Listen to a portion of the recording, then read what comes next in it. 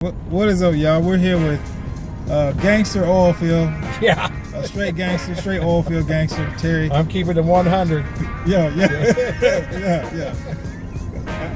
Okay, I'm keeping it 73.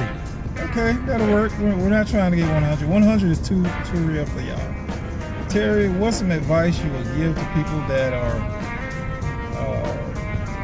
as far as automotive and up here in the winters in North Dakota? Okay, up here in the winter, number one, make sure you check how good your coolant is. Do you know how to check your coolant, Jared? You don't know how to check your coolant? Like the level of it, yeah. Okay, so what happens if that gets to a certain degree outside?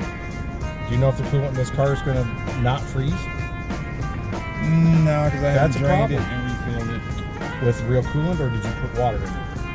50-50. 50-50 is probably okay, but you should still check it. Yeah. Right? Well, I plan on draining it and then just filling it with straight antifreeze if we're going to have the winter they're talking about. If it's been a while since you bought a battery, I would suggest a brand new battery before it even starts to get cold. Block heaters, or maybe a thinner style oil for the winter time. Yeah. Okay, because the thicker stuff is harder to crank over, and it will get to the point where you can't crank stuff over. And just be ready for something to fail. When the cold weather hits, something's going to break. Your starter, you name it, something, your defroster. Yeah. Something's going to break when it gets cold. That's what happens when it gets cold. And the thing is, you want it to break around October, November. That way you've got time to get it fixed and get it worked on. Because January, February, unless you have to go outside, nobody's trying to do nothing. And it is too late, because if it's minus 30, hey, your vehicle's going to be sitting wherever it's last sitting. Yep. There you go. That's my advice.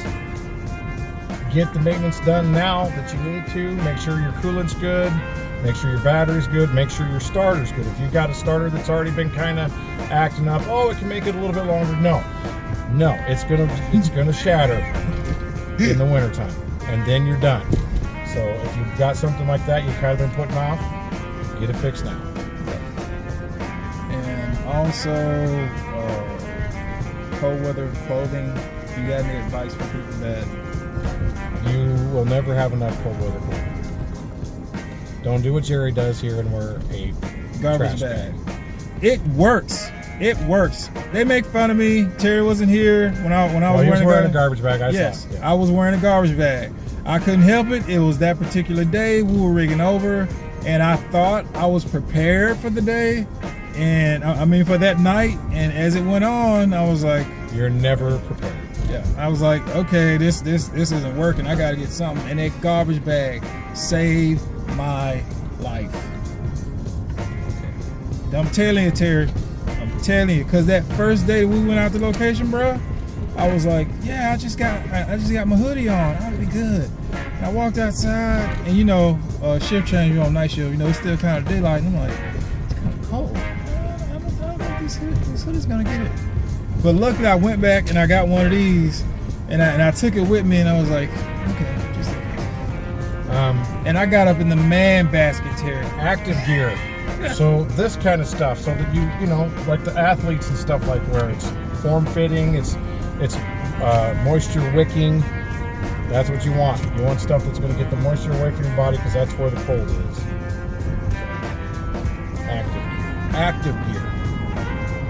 Do you wear your same mucks in the wintertime, or you got different boots? I have different grades of boots. Like these are my average cold weather boots, and I'd show you, but then I have my real cold winter boots. Come on, Baffins? Absolutely. That's too much boots for me. Oh man, I'll tell you what. You got to be moving. Like your feet will get cold if you're not moving. Your feet will get cold enough too. Are you talking about in the big ones or in the summer Baffins? Summer Baffins? No. No, the summer ones, like they're insulated, and they got like the tie ruffle at the top. Like it's got the liner in it. Mine has the laces. Mine's got laces. Okay, you talking about that.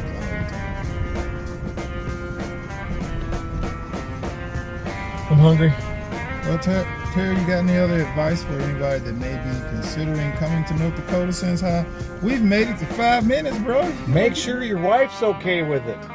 Otherwise, you're going to get divorced.